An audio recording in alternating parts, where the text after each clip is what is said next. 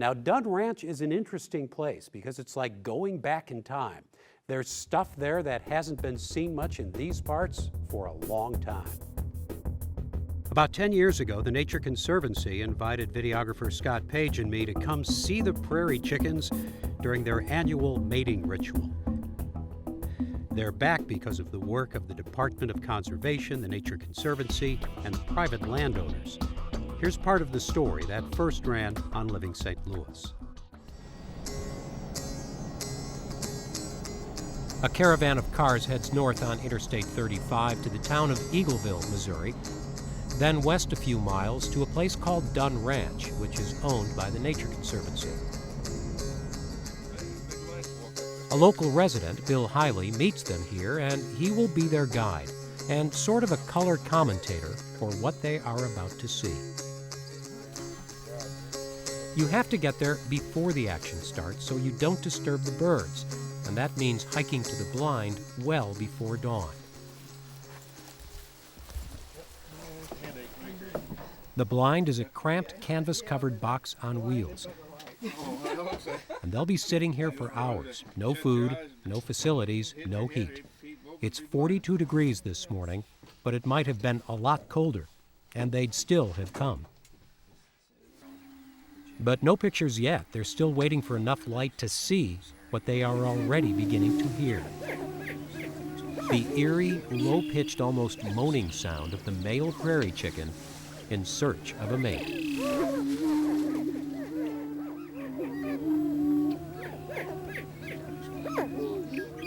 In the first light, you begin to see them. The males are scooting along the ground, confronting each other.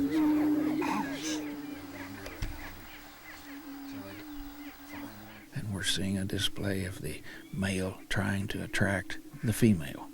They've been out here for a while before the females come out first. Yes, they're here half hour or so before the females get here. See, these males come from 2 and 3 miles around to this spot, and then the hens come in about a half hour later. The booming grounds, this open grassy area, is called a lek, and the courtship season here is short, just a few weeks in March and April. That's when the male prairie chickens put on their show. But obviously, not for us. You see a lot of different things that are really happening here. You see the males sparring with each other. They jump up in the air to attract attention to themselves, and then that agitates other males, and they want to fight back and determine dominance. And then when the display comes is when the airbag fills up, the orange airbag. They'll kind of duck their head and their tail feathers will spread and their wings will droop, and their little appendages will come up on the side of their head, and then they do their little dance with their feet, and that's supposed to be attractive to the female. The sun is up and there are still no females here, but they're around somewhere and certainly hear what's going on. The cooing or booming sound comes from the males deflating air sacs. It's a sound that's hardly ever heard in Missouri anymore. In fact, Bill Hiley, who has lived here his whole life, never heard this growing up. I think they were already gone, and that was in '48. I remember my granddad telling me about how the prairie chickens, he used to hear them drum, and then they just disappeared. In fact, the population has been in decline for so long that hunting them was outlawed in the state 100 years ago. But hunting was just one issue. The real problem was habitat. These are prairie chickens. You get rid of the prairies, you'll get rid of the chickens. And this is one of the only places in Missouri where both are making a comeback. When you top this hill up here, it just kind of opens up, and that's where our property starts. Over 200 years ago, this was an open prairie landscape.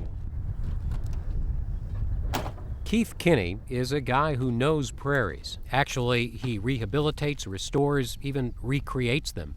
And he's the site manager at the Nature Conservancy's Dunn Ranch, and when you come to see the birds, you also come to see the reason the birds have returned to this spot in northwest Missouri. If you look to your west, What you're looking at is This what was we call once part of direct something called the Central Tallgrass Prairie Ecoregion, which stretched from what is now Indiana to eastern Nebraska. But white settlers began to move in. They plowed and they planted, and their farms replaced almost all the prairie. Almost all. of that whole region. That 1,000 acres is the largest unplowed block of prairie left anywhere in that region.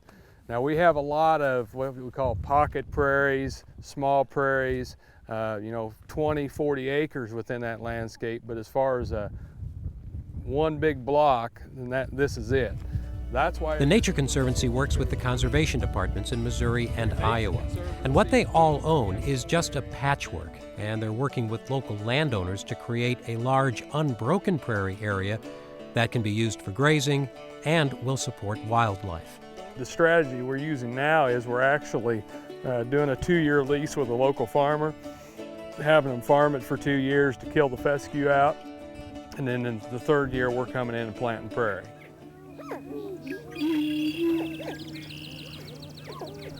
The repopulation began north of here in Iowa when some Nebraska prairie chickens were brought in to the Iowa prairie land. But when it came time for booming, well, the prairie chickens chose this spot near Eagleville. How did they know that this was the spot that the prairie chickens came? You'll have to ask the Lord about that. I don't know. I I really, mean, after they were gone, Yeah.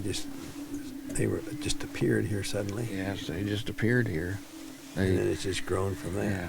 And They this like is a spot that they like, something, I don't know, it's magnetic or whatever it is. It's something that we don't know anything about. And finally, the real business of all this began. One female showed up to join the nearly 20 males and got a lot of attention from the boys. Although she didn't seem to show any interest, but like the other females who came on previous mornings, she would leave with her chosen mate and then go off to build her nest in taller grass to lay her eggs and hatch her chicks. Look out over this field for the first time and you don't see many trees, but prairie experts actually see too many out there. Non-native trees that they will continue to clear away. Because trees are places where prairie chicken predators roost, like owls and hawks. A harrier came by on this morning, but only managed to scatter the birds. A prairie is a natural system of life and death, or at least it was, and bringing it back means giving the prairie chicken some advantages.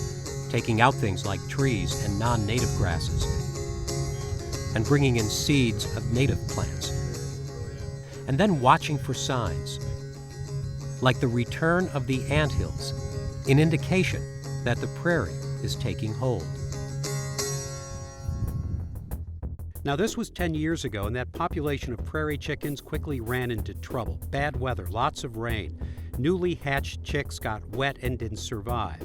Predators got some of the adults, cars and trucks took out others, and only about 20 were left.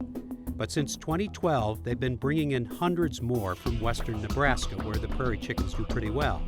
They've been tagged, they've been fitted with transmitters.